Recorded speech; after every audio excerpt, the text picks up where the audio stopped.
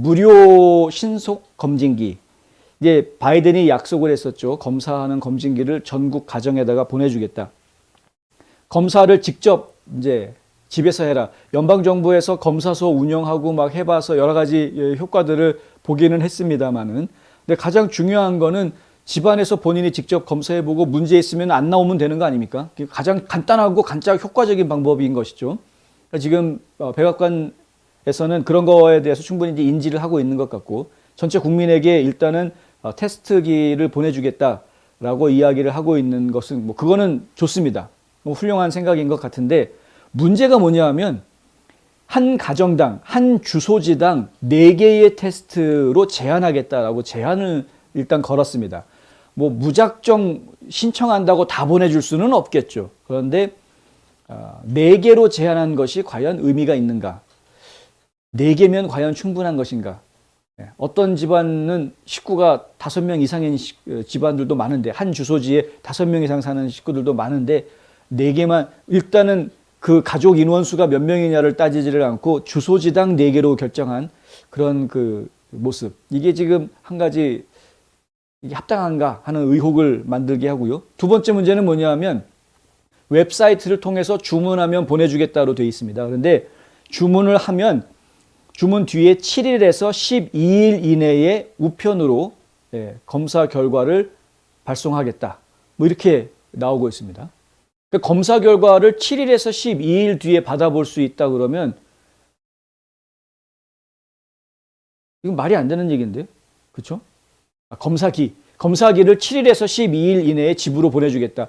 보니까 이제 우체국 USPS를 통해서 이제 보내주게 돼 있는데, 지금 당장 내가 몸에 증상이 나타나가지고 검사를 해야 되는데 앞으로 7일 뒤에 온다고 그러면 격리기간 다 지나고 난 다음에 검사기 받아봐야 되는 그런 상황이 돼버리죠. 격리기간은 5일인데 그런데 검사기는 7일 뒤에 온다. 이게 말이 안 되는, 이것도 문제다.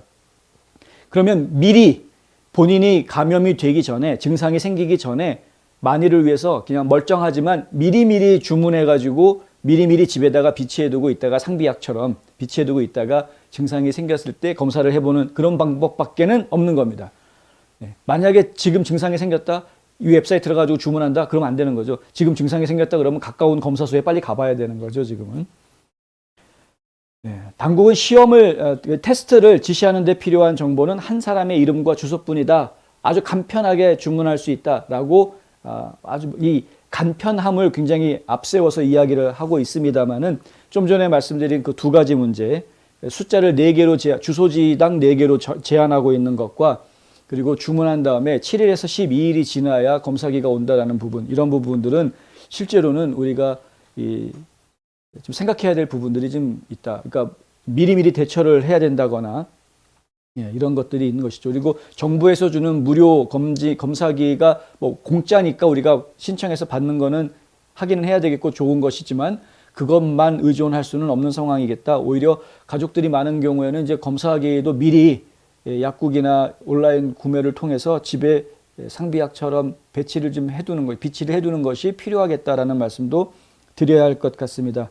5명의 민주당 상원 의원들은 이번 주 백악관에 서한을 보내서 왜 관리들이 가정 내 시험에 대한 접근을 늘리기 위한 조치를 취하지 않았는지 물어봤다고 합니다. 그러니까 민주당 쪽에서도 왜 이거를 이렇게 적게 하느냐, 왜 좀 더 많이 할 수 있게 해주지 않느냐, 이런 식으로 좀 얘기하고 있는 것이죠. 민간 보험에 가입을 한 사람들도 개인당 월 8번까지는 약국이나 소매점에서 처방전 없이 이 검사기를 구입할 수 있다고 하고 보험 처리가 된다고 합니다. 그것도 좀 같이 기억해 주시면 되겠습니다. 연방정부에다가 우리가 무료 검진기를 신청할 수도 있지만, 다 이게 일회용이기 때문에 검진기를 신청할 수도 있겠지만, 하지만은 약국이라든가 소매점에 가셔서 이 검진기를 구입을 하실 수가 있는데, 보험회사에서 1년에 한 달에 8번까지는 이게 이제 보험 처리가 된다고 하니까요. 그 부분도 기억을 하셔야 되겠다. 그러니까 미리미리 좀 사두실 수 있는 분들은 좀 미리 사두셨다가 나중에 문제가 되면 집에서 테스트하고 감염이 됐다 양성으로 나오면은 바로 격리 작업에 들어가시고 하는 이런 좀 지혜들이 필요하겠다라는 겁니다. 우리가 집안에다가 퍼스트 에이드 킷 준비하시듯이 이제는 이제 코로나 바이러스 테스터기도 준비를 해야 되는 세상에 우리가 살고 있다. 신속한 코로나 검사는 실험실 일반 검사만큼 정확하지는 않다는 것도 아셔야 됩니다. 그러니까 PCR 검사라든가 이 랩에 보내가지고 정식으로 하는 검사보다는 정확하지는 않다. 이런 부분도 아셔야 되고요.